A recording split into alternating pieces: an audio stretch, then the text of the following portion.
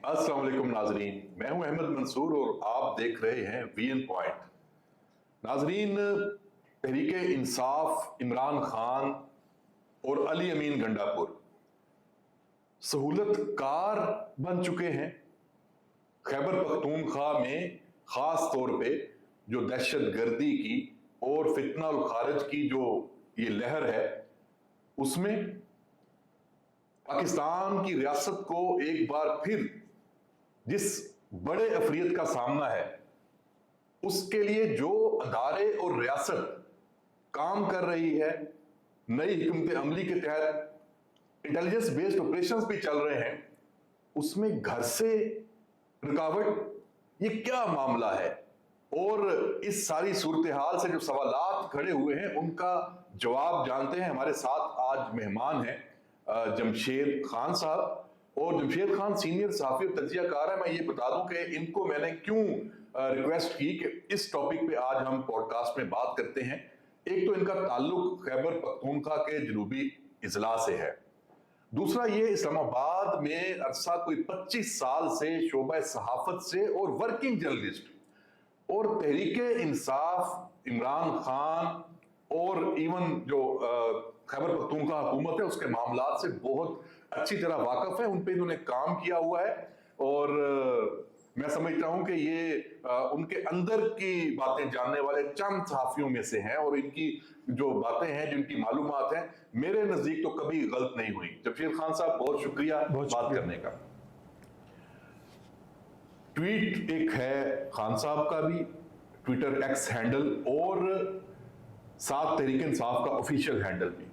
हम तवातर से देख रहे हैं कि उसमें ये एक पैगाम दिया जा रहा है और खैबर पख्तूनख्वा हुकूमत और अली अमीन गंडापुर को ये कहा जा रहा है कि जो ऑपरेशंस हो रहे हैं दहशतगर्दों के खिलाफ, खारिज के खिलाफ, वो उसके आगे दीवार बने, वो ना होने दें। ये किसका साथ दे रहे हैं? इसके पीछे हिकमत अमली क्या है? आपके पास इसकी क्या मालूमात है? आपका इस पे तज्जिया क्या है? देखिए, ये एक ऐसा मर्ज है कि जिसमें हम इस तरह वो नहीं आइडेंटिफाई कर सकते कि ये नज़ला ज़ुकाम है, ये कैंसर हो चुका है। ये मामला अब कैंसर की शिद्दत से भी बढ़ चुका है ये मामला।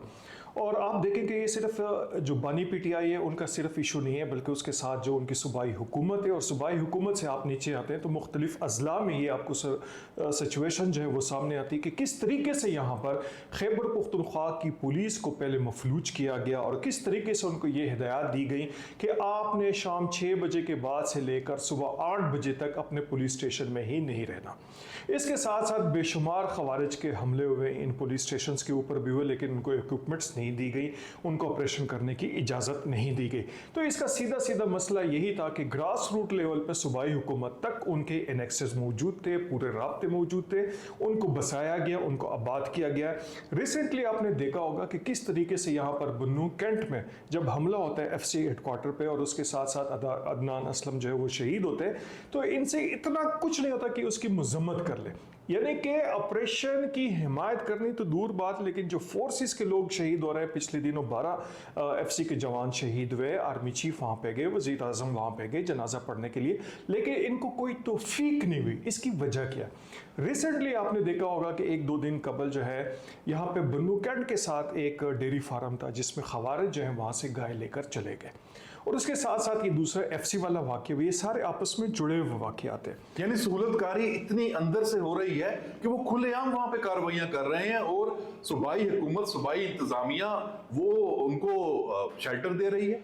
शेल्टर की बात अब जो मैं एक इंकशाफ करने जा रहा हूँ कि ये गाय जो थी नरमी खेल और बका खेल का एक इलाका है, वहाँ पे ले जाई गई, और उसके साथ साथ गुज़िश्ता रात जो है यहाँ पर एयरफोर्स की वहाँ पे बम्बारमेंट हुई और वहाँ पे एक हुजरा जो था उसको टारगेट किया गया। अच्छा, वो हुजरा किसकी मलकियत था? वो PTI के जनाब साहब साबिक वजीर शाह मोहम्मद की मलकियत था, और इसके बारे में सारे लोग जानते हैं कि वहाँ पे जो कमांडर दिलावर है उनके फर्स्ट कज़न है। अच्छा, हैरान कुन बात यह है कि इनके अच्छा, फिर आप ये बयानिया बनाएंगे, ये तो जी मजलूम ये नहीं बताएंगे कि वहां पे दहशतगर्द थे, ख्वारिज थे, और ये इस पूरे नेक्सस का हिस्सा है। वहां पे 2 दहशतगर्द, एक सदीकुल्ला और एक ये दिलावर साहब, उनकी बकायदा वहां पे वीडियोस माजरत के साथ, दहशतगर्द को साहब मत कहें, खून खोलता है। खवारिज, जो खवारिज है तो उनके ना सिर्फ उनके साथ रिश्तेदारियां हैं, आना जाना है, उनको प्रोटेक्शन हासिल है। इसी तरह शुमाली जनूबी वजीरिस्तान की बात की जाए, यहाँ पर स्वात की बात की जाए, तो जहाँ जहाँ पे पीटीआई की अक्सरियत है वहाँ पर अगर आप देखते तो ग्रास रूट लेवल पे उनको आबाद करने में, उनको फैसिलिटेट करने में उनका सबसे बड़ा हाथ है। ये तो 35,000 की बात होती है कि दहशतगर्दों को आबाद किया, आप उसी जानिब इशारा कर रहे हैं जो इमरान खान का जो दौरे हुकूमत के आखिर में, और मुराद सईद का भी इसमें रोल था। मुराद सईद का इलाका है कबल अली ग्रामा स्वात, और ये एक रिपोर्टेड केस है कि उस इलाके में सिर्फ जो मुराद सईद का इलाका है वहाँ पे 3500 से ज़्यादा लड़कियों के रिश्ते जो है इन खवारजियों से किए गए। ये DW की भी रिपोर्ट है, BBC की भी आप रिपोर्ट देख सकते हैं कि किस तरीके से उन लोगों ने जो खवारिज थे वहाँ पे शादियाँ की, वो वहाँ पे आबाद हो गए, वो किसी का दामाद है, किसी का भांजा है, किसी का भतीजा है। अब चूंकि ये बिल्कुल नासूर है और कैंसर की तरह आप में गुल मिल गया है, तो इसको जब आप निकालने की बात करते हैं तो कभी अमन डरना। अच्छा, इसमें देखें आपने जो बात बन्नू में शोहदा के लिए की कि फील्ड मार्शल भी गए, वजीर आजम भी गए, अली अमीन वहां पे नहीं गया। अच्छा, कुछ मैंने अकाउंट्स देखे पीटीआई के, वो ये कहना शुरू हो गया कि जी हमें तो कहा नहीं गया, इनवाइट नहीं किया गया। मेरा सवाल है कि ये जनाजों में क्या दावतनामे जाते हैं? देखिए, वो करते धरते हैं पूरे सूबे की। आप लॉजिक में, बहानाबाजी में, डीठपन में पीटीआई का मुकाबला नहीं कर सकते। मैं आपको लॉजिक के साथ ये बात बताता हूँ कि आप कभी भी इनको लॉजिक में, डीठपन में, बेशर्मी में आप इनको नहीं हरा सकते। सियासत और रियासत में फ़र्क है। आप रियासत की कीमत पे सियासत नहीं कर सकते।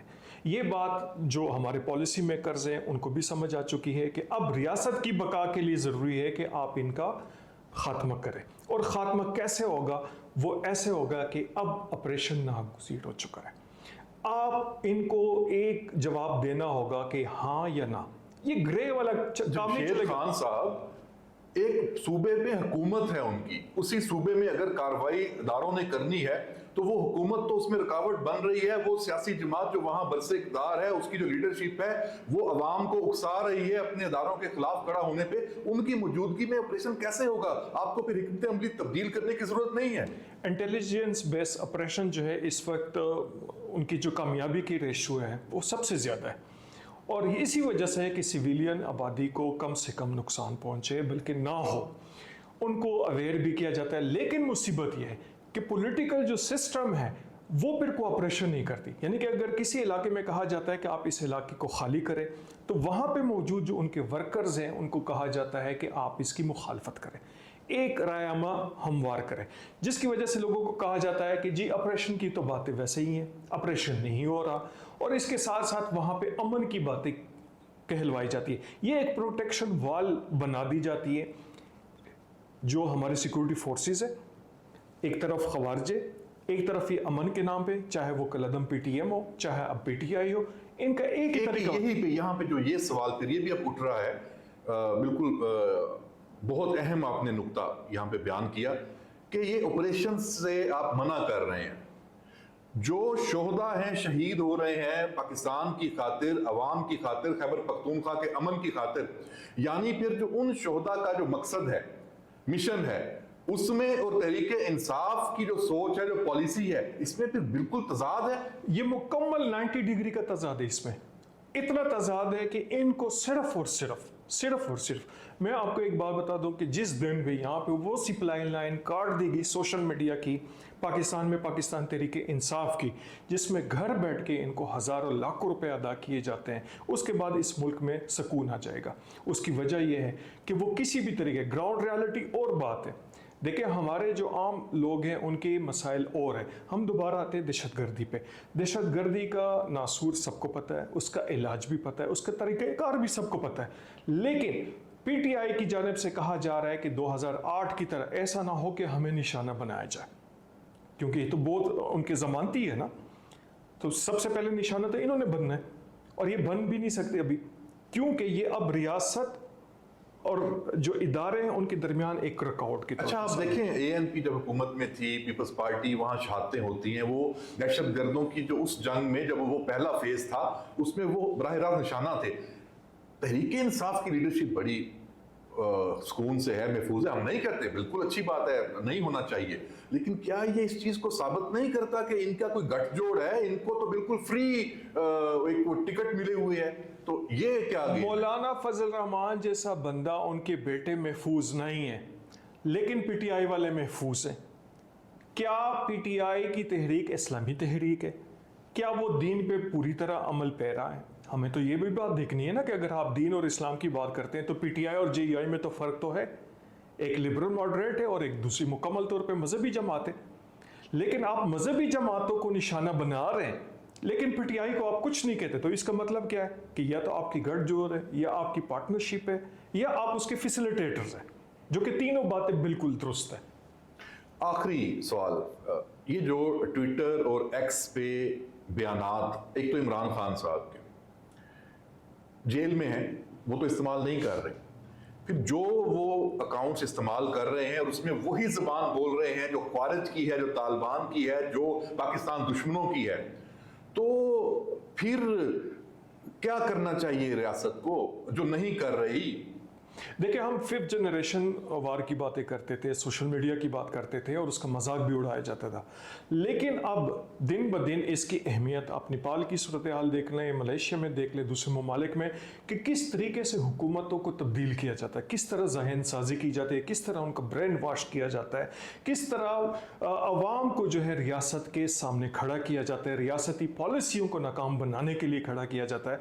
आप कल्लाबाग डैम की मिसाल ले लें, खवारिज की मिसाल ले लें, बेशुमार बातें जिसके लिए एक बयानिया जो है वो तरतीब दिया जाता है और उसके लिए सोशल मीडिया का इस्तेमाल किया जाता है। और सोशल मीडिया का इस्तेमाल जो उनकी लाइन्स आती है, आप यकीन माने कि लंदन में बैठे हुए जो इनके शरपसंद है, अमेरिका में बैठे हुए जो बाहरले मुल्क के यूथी जिनको हम कहते हैं वो हो, या इस मुल्क में किसी शुमाली जनूबी इलाके में बैठा हुआ, उनकी लाइन आपको एक ही नजर आएगी, एक ही लाइन में नजर आएगी। जिस तरह रेवड़ चलता है ना, वो रेवड़ की तरह ही चलते हैं। हाँ, बिल्कुल ठीक हो गया। आखिरी सवाल, मेरे जहन में अभी ये बात आई और बड़ा अहम नुक्ता है, आप भी इत्तफाक करेंगे, अफगानिस्तान का किरदार इस सारे नेक्सिस में, ख्वारिज, दहशतगर्द, जो सूरतकारी पीटीआई नजर आ रही है, वो फिर वो रुकावट बन रही है अफगान महाजरीन को वापस भेजने में। और वो अफगान महाजरीन, जो अफगान शहरी, जो जितने दहशतगर्दी के हमले हो रहे हैं, हमारे जवान शहीद हो रहे हैं,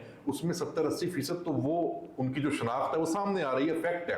और पाकिस्तान की रियासत जो अफगान हुकूमत पे दबाव डालती है, तो पीटीआई उसको काउंटर करने के लिए कि ये तो हम उनसे बातचीत करें, ये महाजरीन को वापस ना भेजें, इसको कैसे देखते हैं? अफगानिस्तान में इस वक्त एक सियासी और एक हुकूमती, आपको पता है कि मुख्तलिफ ग्रुप्स में वो तकसीम हो चुके हैं। अबूरी हुकूमत जो है ख़ुद बड़े इंतशार की सूरत हाल है। लेकिन एक चीज़ आपको समझनी होगी कि इस वक्त अफगानिस्तान लिटरली जो है पूरी दुनिया में दहशतगर्द और दहशतगर्द सप्लाई करने की एक फैक्ट्री बन चुकी है। जब आपको एक प्रोडक्ट जो है, अगर आप मोबाइल फ़ोन एक प्रोडक्ट, तो वो मोबाइल ही बेचेगा। इसी तरह अफगानिस्तान की जो मिसाल है, तो उसने दहशतगर्दी ही करानी, चाहे वो सेक्टेरियन इशू हो, चाहे दूसरी मिलिटेंसी हो, उसमें उनका काफ़ी किरदार होता है। ग्राउंड बेस से लेकर, ट्रेनिंग से लेकर, उनको वहाँ तक फैसिलिटेशन पूरी की पूरी मिलती है। मैं ना मानूं, देखिए दुनिया के हालात तब्दील हो चुके हैं। अफगान अबूरी हुकूमत को बार बार दोस्त ममालिक जो वो बताते हैं कि अपनी जो आपकी हुकूमत की जो पॉलिसी उसको वाज़ेह करें। आपको दुनिया कबूल नहीं कर रही, और क्यों नहीं करे? इस दहशतगर्दी की वजह से। या तो आप पूरे सिस्टम में अंदर आ जाएं जो दूसरे ममालिक है, लेकिन अगर आप इसी तरह करते रहेंगे तो आपके हमसाये ममालिक भी आपको कबूल नहीं करेंगे। पाकिस्तान से उनको तहरीक इंसाफ की सपोर्ट मिल रही है।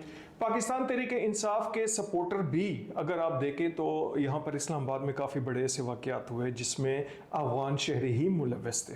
लाहौर में हुआ तो अफगान शहरी ही मुलव्वस थे, उनका पाकिस्तानी सियासत से कोई लेना देना नहीं। मेरा एक सिंपल सा सवाल है कि जो अफगानिस्तान की बहुत ज़्यादा हिमायत करते हैं, कभी यही वाली हरकतें वहाँ पे अबूरी हुकूमत के सामने करें तो उनको लग पता जाएगा। इसी तरह झंडे लहराना, इसी तरह तनकीद करना, तो उनको पता चल जाएगा कि वहाँ पे अफगानिस्तान की अबूरी हुकूमत उनके साथ करती क्या है। जमशेद खान साहब के साथ आपने नाज़रीन गुफ्तगू सुनी और सूरत हाल हकीकत में गंभीर है। पाकिस्तान की हुकूमत को, रियासत को ख्वारिज के साथ इस जंग में, इस जो ये खौफनाक एक मरला दरपेश है, हमारी शहादतें हो रही हैं, उस के लिए नई जो हुकूमत अमली बनानी है, उसमें खैबर पख्तूनख्वा हुकूमत, तहरीक इंसाफ और वो तमाम कोई भी हो जो भी सहूलतकार इस वक्त दहशतगर्दों का बना हुआ है, ये बड़ा अहम है कि इनके खिलाफ क्या इकदाम किए जाते हैं। इसी नोट के साथ आज के इस पॉडकास्ट से इजाजत चाहते हैं। इजाजत दीजिए। अल्लाह हाफिज।